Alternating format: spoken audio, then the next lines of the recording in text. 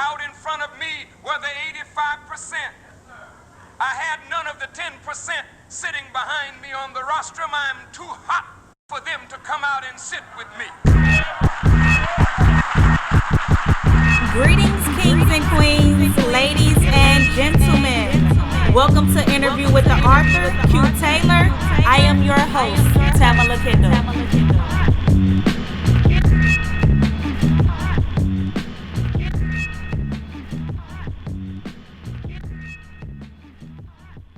Hi, I am Tamala Kendall, and this is Talks with the Author. And today we are here with the very talented Mr. Q Taylor, who actually has over 17 works. 7 of them are already published. Yes. So, I've always known you as an artist. Right. When exactly did you start writing? As early as I can remember, when I was able to pick up a pen and a pencil, I was writing stories and drawing pictures. So. Did you have any life influences that have led you to becoming a writer? Yes, I can say my parents, my mother, she wrote poetry. My father was into journalism and he also wrote poetry. But when I attended the School for the Creative and Performing Arts, we attended a lot of writing conventions in which I was able to sit right up under famous authors and book writers and great storytellers from around the world. And those were my first inspirations. And they lit that fire up under my hiney, so. Okay. So when it comes to your characters, are they based off of these people that you know, or are you creating them from scratch? Oh, it just depends on the story. Some of them are based around people I know. Face Destiny, they had to do with, a lot of women that I knew. I based a lot of characters off of the women and older women in my life that I knew. And as for other ones, I just draw from different stories from around the world and, create my own. But I try to make my characters, I try to make people be able to relate to my characters. Okay. So, yeah. So you do keep them very personal? Very personal, yes, I try to. How challenging is it for you to come up with the perfect title for these works? It's fairly simple, except for when I'm trying to tell a deep story or the story's real powerful, then I want the title to be powerful as well. So, okay. Yeah. And, with these characters that you develop, okay. Do some of them stick with you? Do you think of some of your characters from time to time and say, what would they do in this situation? Yes, I use a lot of people as reference for my characters, and when I go back and read my stories or read the tales, it reminds me of some of the people that I use in their stories. And yeah, I wonder how they're doing, and some of them I know the end to, so, yeah. Okay. Yeah. Okay, so as far as the places in these stories, are they places that you've been, places that you want to go to? Yeah, some of them are places that I've been. Some of them are actual historic places, and things happen in these particular places, and I decided to just kind of write around it, so. Okay. So with all of your works, Face Destiny, why was that your first book?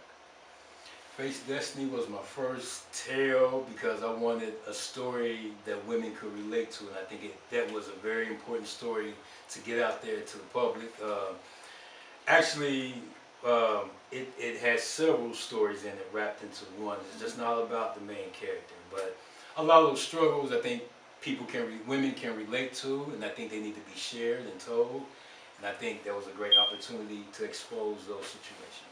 So was Face Destiny your most exciting book to write? No, it was exciting, but the Black Wormhole, that I was excited about writing that the most because it's my first full-fledged science fiction novel, and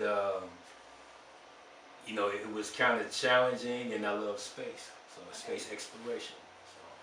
Okay, and I do have a question as far as the Black Wormhole. Okay. I know that's the first one published. Were there any other pilots to the Black Wormhole?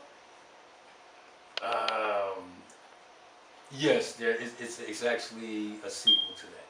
Really? Yeah, that is actually a sequel. Okay. Yeah. Okay.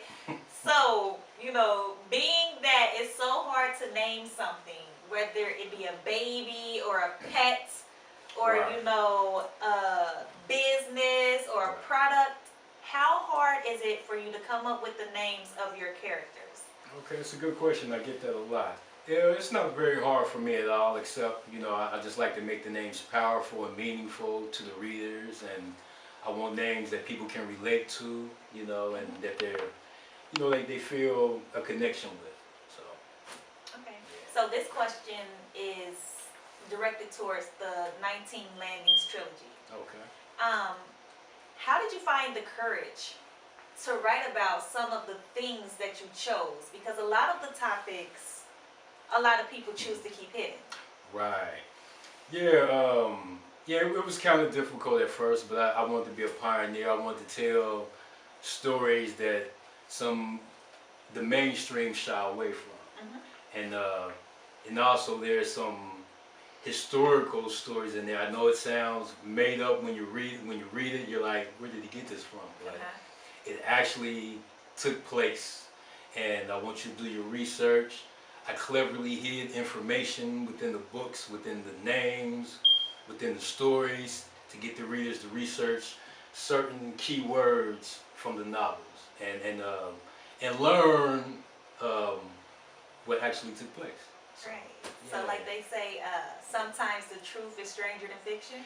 Yes, that is very true. Exactly, right. Okay. Right. So as far as Faith's Destiny, do you think that that story can help women today? Oh, absolutely. Faith's Destiny just is the tribulation of a young woman who's just going through many different struggles on many different levels. And I think Faith's Destiny, writing it was a great opportunity to expose those struggles and, you know, those types of stories and feelings and emotions that women endure every day. And with the sequel, Faith's Destiny 2, there Okay. is a very special place, the Red Room. Right. Do you have any insight for us or something that the reader may have overlooked? Yeah, without giving too much of the story, you know, the Red Room is a metaphor, but it's a bad place. That this young lady, she finds the courage and the strength to get out of there. So, but it's a bad place that nobody wants to be in. So, Okay. yeah. So, which one of your works would you most like to see or first like to see come to film? I gotta say, Faith's Destiny. I had some offers that I had to turn down, but I have a big Faith's Destiny has a big fan base, and I think that's a novel that people would love to see. Yeah. Yeah, on film. Yes. Yeah. Okay.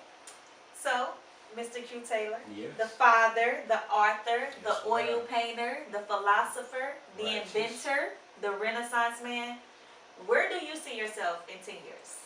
In 10 years, I see myself with no young kids, with no young children, all grown up out of my house. But I see myself sitting on 100 books, massive paintings, and into comics and other things. Yeah. Okay. So. Okay, so sadly we've come to the end of Yeah. the artist interview. Aww. So again, I am Tamala Kendall. That's right. This is Talks with the Author, and this is the author Q Taylor. Support your author. All of his works can be found at Barnes & Noble, Amazon. .com and any online bookstore worldwide. All right, thank you. Let's get some of these books.